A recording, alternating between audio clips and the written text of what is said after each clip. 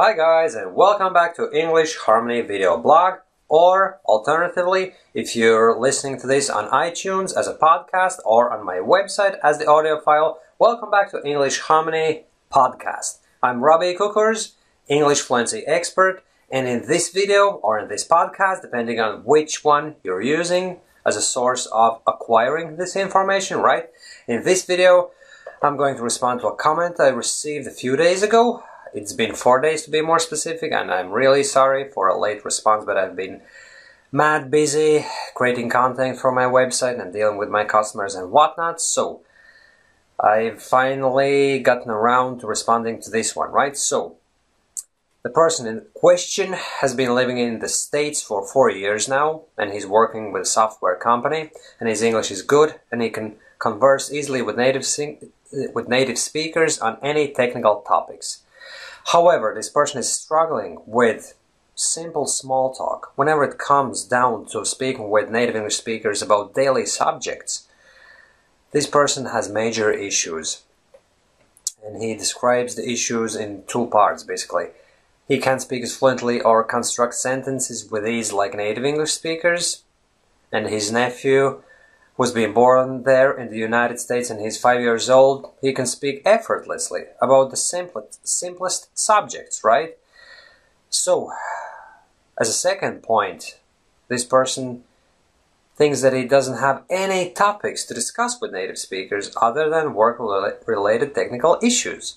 And he has started to believe that this is rather a cultural thing, where people in the United States talk about things like weather, food, restaurants, simple subjects, whereas in that person's culture, people discuss more serious topics such as politics, education system, reforms, and so on and so forth. So the question is, what should I read every day to participate in such type of conversations? So, first things first, reading alone is not going to help you, right? Reading is only gonna improve your comprehension, right? But in order to be able to talk with native speakers about those subjects, you have to practice on a daily basis. So my advice would be, every day you just take a simple subject, simple topic, say weather small talk, right? And just create a dialogue. You can even write it down on the paper first and then talk through it for like 3 or 4 minutes, and you will embed all those sentences, phrases into your mind. It's how the English Harmony system works, and indeed, the English Harmony system contains a full module based on small talk. Well, to be honest with you, not a full module, but one part of the 4th module, if I'm not mistaken, is dedicated to English small talk, whereby you'll learn to speak about such simple subjects as weather, going out, and so on and so forth, right? So English Harmony system would indeed come very handy in this, dealing with this particular issue, right? But then, yeah, so basically, it's all about speaking. Reading about it is not just gonna cut it. You can follow news, watch TV, read newspapers, browse online news articles, and so on and so forth. But when it comes down to actually speaking with real people in real life, you have to do some spoken English self-practice. Speak with yourself and then go out there and try and find situations with other people. And obviously, you wouldn't have to be searching for too long because you have these situations and you can't feel comfortably in them. So by a way of doing spoken English practice first in comfort of your own home, you'll get comfortable producing the relevant sentences and phrases, and then when you go out there, meet real people and talk with them, it's gonna come much easier for you, right? But then this same person says that the TOEFL score for him is 111 out of 120, so needless to say his English level is very high. And he's done masters in US, and he's gone to several English speaking classes, and most of them have told him that he doesn't need those classes because his English is pretty good. And this is, as a matter of fact, a problem that I used to have years ago when I was struggling with my spoken language, right? I would attend English courses But soon enough, everyone told me, listen, your English is very good, your grammar is good, your vocabulary is perfect, and we don't really see any issues here. As far as your ability to speak in English properly is concerned, you're fine. It just takes some time maybe to become more confident, and you'll get there eventually. What they missed, obviously, was the simple thing, well, simple for me, but incomprehensible for everyone else, right? The simple thing that in order to feel fluent, confident, and be able to speak fluently, you have to rewire your brain so that you can speak spontaneously. Just because I could read and write and generally understand English, my grammar knowledge was good enough, didn't mean that I was capable of speaking fluently. But sometimes I was speaking fluently, so overall those teachers just assumed that this guy is just stressing over nothing.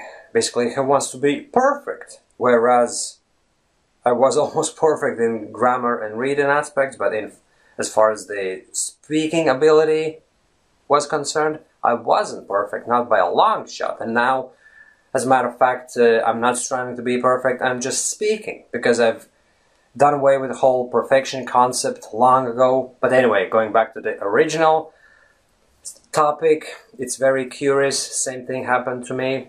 Many people told me my English was good enough, even though it wasn't. So it still boils down to the same thing. You have to do spoken English practice. This is the holy grail, or holy grail, whatever it's pronounced, but you get the drift, my friends. This is the main thing that's going to put you onto the right path to English fluency. Your grammar, your vocabulary, whatnot, it can all be perfect. But for as long as you don't practice your spoken English, and you don't speak about those things that you're not comfortable talking about, right? You're not going to be able to do it. So you just have to do it. Small talk is your issue. By the English Harmony system, there's plenty of lessons focusing on small talk. And obviously the entire system focuses on a wide variety of topics and subjects you can talk about, and in the end, after half a year of doing all those lessons, you will be amazed at the level of fluency you will have achieved, right? If some other subjects present difficulties for you, you have to make it your point to do daily practice to talk about those subjects. Talk with yourself, find opportunities to speak with other people. If there's no one else to talk to, still do spoken self-practice, right? But you've got to talk to be able to talk. It's very simple. Simple as that, my friends.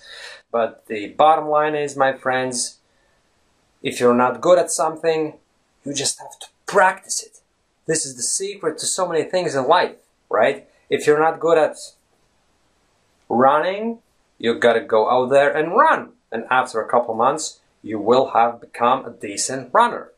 If you're not good at maths, you just have to do some maths. You have to take some maths classes. You have to do the equations and do the sums and whatnot. And then in the end, you will improve in that aspect. So if you're not good at speaking, if you're not good at small talk, you have to practice it.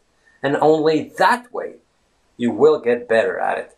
And it has to be said that a lot of English teachers and professional bodies such as universities and classes and colleges and whatnot just don't get it. They will assess you based on your overall English level, and they'll tell you, listen, your English is good. There's not much we can do about it. You just have to kind of live on and wait, and your English is going to improve almost magically. It'll get better. But what they fail to recognize is the fact that you have to find your problem areas. You have to identify them and then focus upon them by a way of spoken English practice. Simple as that. Well, in reality, it's easier said than done. It's not that simple, but the very concept is simple enough. That's what I mean, right? Okay, thanks for watching this video. I hope I've been quite helpful to you, my friends, and talk to you soon again. Bye-bye.